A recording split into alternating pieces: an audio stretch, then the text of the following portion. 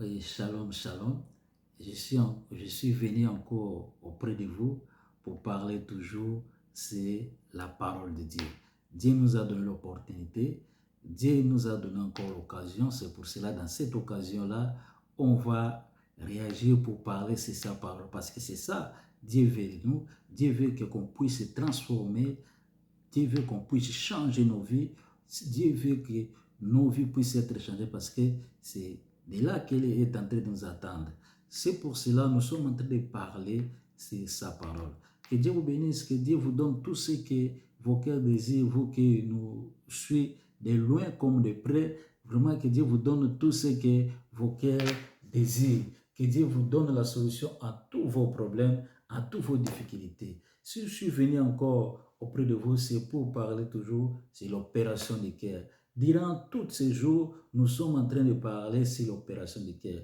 L'opération du cœur, comme je suis en train d'insister, ce n'est pas l'opération là que les médecins qu'on va chez les médecins pour qu'ils puissent nous opérer, mais cette opération-là, notre médecin, c'est notre Seigneur Jésus-Christ. C'est lui qui va nous opérer, c'est lui qui va retirer tous les cœurs qui sont anciens, tous les cœurs mauvais, pour qu'il puisse mettre une nouvelle cœur, les cœurs qu'on va les servir en vérité et en esprit. Car il est écrit, les vrais adorateurs adoreront le Seigneur Jésus-Christ, notre roi, en vérité et en esprit. C'est pour cela, Dieu veut qu'on puisse pas les servir sans que nos cœurs puissent être disposés, qu'on ne puisse pas les servir sans que nos cœurs puissent donner à lui.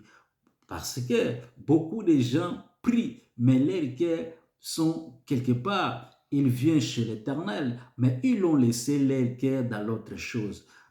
Même il est pasteur, ou il est chrétien, ou il est enfant de Dieu, il prie le Seigneur, il fait des jeûnes et prières. Il fait des 40 jours, 30 jours, des 100 jours, je ne sais moi combien de jours tu fais. Mais leurs cœurs sont loin auprès de Dieu. Mais ce qui est important, Dieu qui est notre papa, Dieu qui nous a appelés, Dieu qui nous a choisis, Dieu qui nous a mis à part au monde, est en train de nous dire qu'on puisse venir avec nos cœurs, qu'on ne puisse pas déchirer seulement nos habits, mais qu'on puisse déchirer nos cœurs, parce que Dieu a besoin de nos cœurs. C'est pour cela, dans le livre des Proverbes, au 23-26, la Bible déclare, on va lire au nom de notre Seigneur Jésus-Christ, « Mon fils, donne-moi ton cœur et que tes yeux prennent, et que tes yeux et que tes yeux prennent plaisir à mes voix.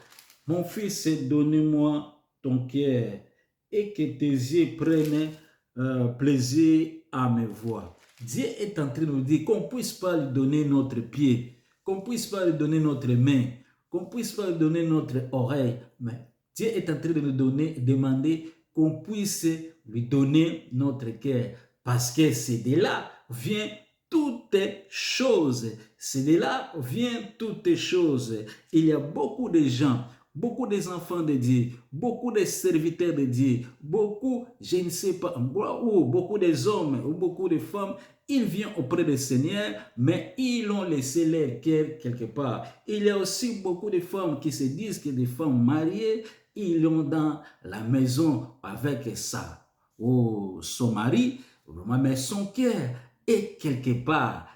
Il est avec son mari, mais son cœur est quelque part, cela veut dire dans la main d'un autre homme.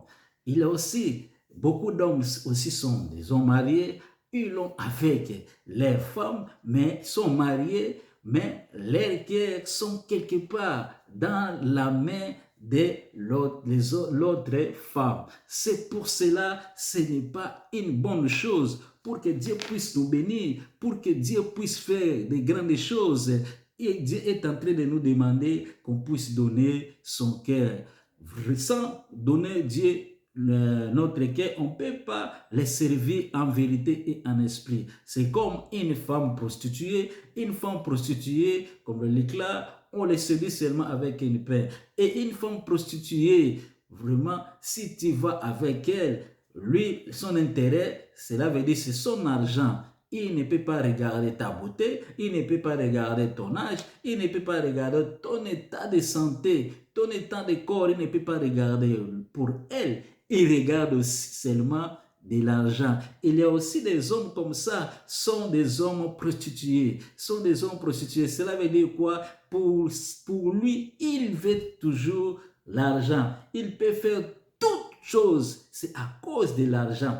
Il peut faire toutes choses à cause de l'argent. Oh, la Bible est claire, qu'on puisse aimer pas d'argent. Qu'on puisse aimer pas d'argent, c'est la racine de tous les maux, c'est la racine de toutes choses. Celui qu'on peut aimer, c'est l'Éternel, avec toutes nos forces, avec tous nos cœurs, qu'on puisse aimer l'Éternel avec toutes nos pensées. C'est le commandement que Christ nous a dit. C'est pour cela, tu ne peux pas aimer les choses là que tu aimes beaucoup plus que Dieu.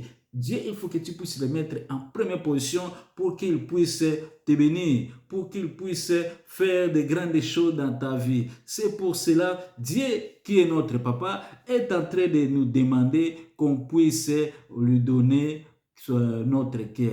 Mais dans le Seigneur, dans le livre de Proverbes 4, 23, la Bible est en train de nous dire qu'on puisse garder nos cœurs plus qu'autre chose. C'est là, ça vient de la source de vie. C'est pour cela, bien aimés dans le Seigneur, aujourd'hui, nous voyons beaucoup de problèmes, beaucoup de difficultés dans nos églises. Parce qu'il y a quelqu'un qui dit qu'il prie l'Éternel, il sert l'Éternel. Il y a celles-là qui disent que bien, elle est enfant de Dieu. Lui, il est enfant de Dieu. Il sert l'Éternel. Mais tu vas remarquer son comportement, ce n'est pas un comportement d'un enfant de Dieu. Son habitude, ce n'est pas une habitude d'un enfant de Dieu. Alors, là, ça devient un problème, même dans nos églises, même dans la société. Vraiment, c'est très, très compliqué. Parce qu'un chrétien, il est la lumière, car Christ est la lumière du monde. Et là, pour faire quoi? Pour mettre la lumière dans le monde entier qui se trouve dans l'obscurité. Là où se trouve un chrétien dans la société, un chrétien est là pour mettre la lumière dans l'endroit qui se trouve l'obscurité pour qu'il puisse être éclairé. Cela veut dire qu'il faut que son comportement puisse être un bon comportement, ses agissements, ça puisse être un bon agissement, ce qu'il pense, ça puisse être un bon raisonnement pour que l'Éternel puisse être glorifié à lui et les hommes aussi puissent être glorifiés à travers lui aussi, puissent glorifier Dieu à travers lui aussi. C'est pour cela il faut que nos cœurs puissent être bien, qu'on puisse garder nos cœurs plus que toute autre chose, parce que de là vient la haine. Tu vas remarquer, tu es en train d'haïr ton frère, ta soeur, il t'a fait rien, mais tu non, moi je l'aime pas, moi je l'aime pas. Mais si tu demandes, tu ne l'aimes pas, pourquoi? Il t'a fait quoi? À cause seulement des fois, il s'habille bien. À cause seulement, il a son argent. À cause seulement, il a pour qu'il puisse se marier avec sa femme ou avec son mari. C'est là la jalousie commence. Or, il faut que tu puisses aimer la bénédiction des autres. Quand tu acclames la bénédiction des autres, et Dieu aussi va te visiter. Attends ton tour. N'aille pas. Tu ne peux pas voir la haine pour tuer ton frère. Tu ne peux pas voir la haine pour que tu puisses avoir des jalousies avec ton frère. Parce qu'avec des jalousies, Dieu ne va pas te bénir. Dieu ne va pas te bénir. C'est pour cela que nous sommes en train de dire que notre prière, Dieu n'exauce pas ça. Parce que nous sommes en train de prier, mais en nous, nous avons de mauvaises habitudes. C'est de là de nos cœurs, ça vient la prostitution. C'est de là de nos cœurs, ça vient l'excès de table. C'est de là, dans nos cœurs, ça vient la tuerie. Bien-aimé, il faut qu'on puisse laisser toutes ces choses-là pour qu'on puisse être appelé des enfants de Dieu, pour qu'on puisse être appelé des enfants de Très-Haut, à travers nos façons d'agir, à travers nos comportements, à travers nos habitudes. Et Dieu va nous bénir, car La Bible est en train de nous dire qu'on puisse garder nos cœurs plus que toute autre chose. Si tu vois ton cœur est en train de te pousser à faire une mauvaise chose, chassez cet esprit-là. Dis que tu n'as pas le droit de diriger ma vie. Celui qui peut diriger ma vie, c'est le Saint-Esprit. Celui qui peut diriger mon âme, c'est le Saint-Esprit. Notre Seigneur Jésus-Christ, c'est lui-là qui peut te diriger. Alors, la jalousie ne peut pas te diriger, la haine ne peut pas te diriger, la débauche, l'impudicité ne peut pas te diriger, ne peut pas prendre ta place, car la Bible qui aime de faire des mauvaises choses est esclave de ces mauvaises choses-là. Celui qui aime de faire des mauvaises choses est esclave de ces choses-là. Mais si Christ vous a franchi, vous revenez réellement libre. Vous serez libre parce que nous ne sommes pas esclaves de quelqu'un. Christ nous a rachetés déjà de la malédiction du péché sur la croix de Golgotha. Il nous a mis à part, nous sommes libres. Nous ne sommes pas esclaves de quelqu'un. C'est pour cela, il faut que tu puisses faire la déclaration de ta vie, demander l'intervention divine pour que l'Éternel puisse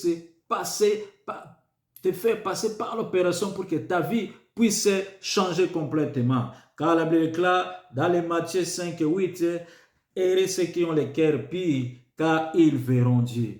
Heureux ceux qui ont les cœurs purs, car ils verront Dieu. Ici, la Bible n'est pas dit que heureux ceux qui ont les mauvaises cœurs, car ils verront Dieu. Mais la Bible est tentée de dire, heureux ceux qui ont les cœurs purs, car ils verront Dieu. Vraiment, regardez combien de temps tu pries. Regardez combien de temps tu pries. Et tu veux rester seulement. Tu ne peux pas aller chez notre roi. Tu ne peux pas être ensemble chez notre Seigneur Jésus-Christ. À cause seulement des choses là que tu connais là. Des choses là que tu fais là.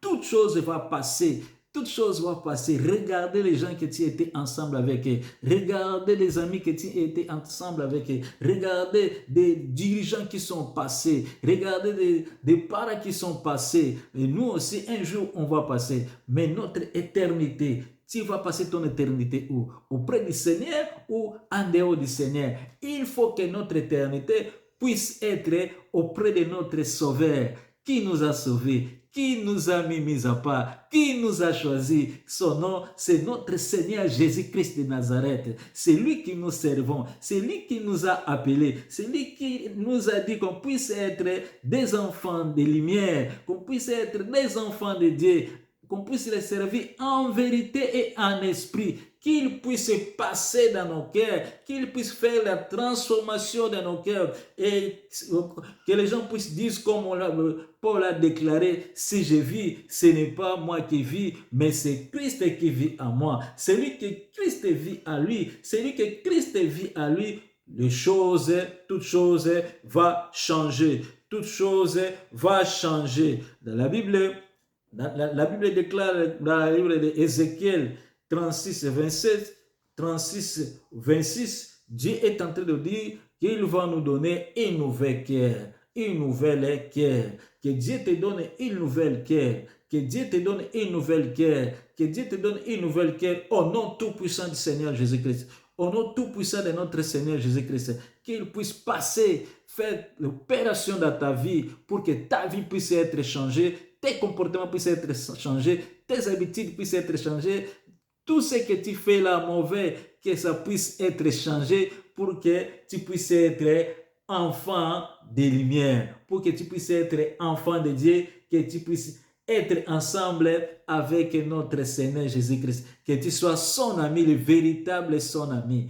Au nom tout-puissant du Seigneur Jésus-Christ. Si tu es malade, que Dieu te guérit. Si tu es malade, que Dieu te guérit. Si tu as des problèmes, que Dieu te donne la solution. Si tu as des problèmes, que Dieu te donne la solution. Avec tes problèmes-là, prie l'Éternel pour que tu puisses faire de grandes choses. Et comment nous sommes en train de prier, que Dieu puisse te faire encore sa grâce, qu'il puisse te guérir, qu'il puisse te donner la solution, qu'il puisse répondre à tes prières. Au nom tout-puissant de notre Seigneur Jésus-Christ de Nazareth. Amen.